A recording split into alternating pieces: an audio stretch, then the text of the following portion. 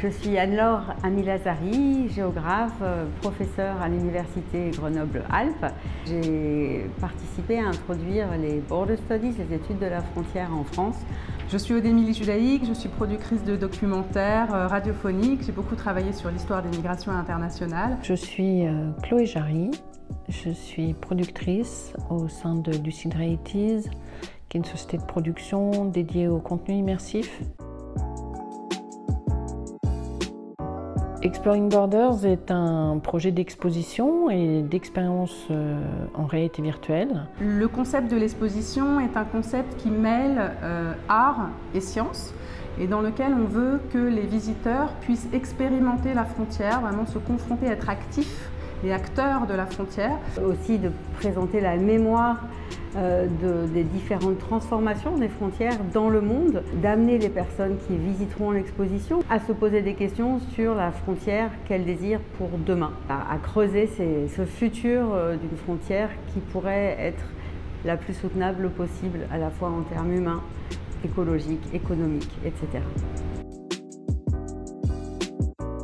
Dans les dictionnaires, c'est une limite de territoire, une limite d'extension d'un domaine de souveraineté, une limite d'extension d'un domaine juridique. On est face à une forme d'impasse puisque quand on regarde la définition de frontière dans le dictionnaire, ça renvoie à l'État et au territoire. Quand on regarde à territoire, ça renvoie à la frontière et à l'État. Et quand on regarde à État, ça renvoie à la frontière et au territoire. Donc ça fait des années que j'essaye de déconstruire et de reconstruire cette définition et que j'en suis venue à penser qu'une frontière, c'est un espace-temps qui matérialise les normes.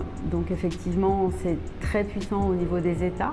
Après, ça peut se reproduire à d'autres échelles, comme celle de quartier ou celle d'espace intime, en fait, où il y aurait des séparations très fortes. J'aurais plutôt envie de répondre à qu'est-ce qu'une bonne frontière et qu'est-ce qu'une mauvaise frontière. Si une frontière tue, c'est qu'elle pose problème. Nous avons besoin aujourd'hui de repenser la façon dont nous faisons frontière, parce que il me semble inacceptable qu'une frontière tue. C'est la raison pour laquelle Anne-Laure et moi encourageons les gens à s'approprier cette question de la frontière, à y réfléchir, à imaginer quel type de frontière on pourrait construire demain. Et la raison pour laquelle aussi nous essayons de contrebalancer l'imaginaire guerrier de la frontière pour créer un imaginaire plus positif, plus constructif, où la vie remplacerait la mort.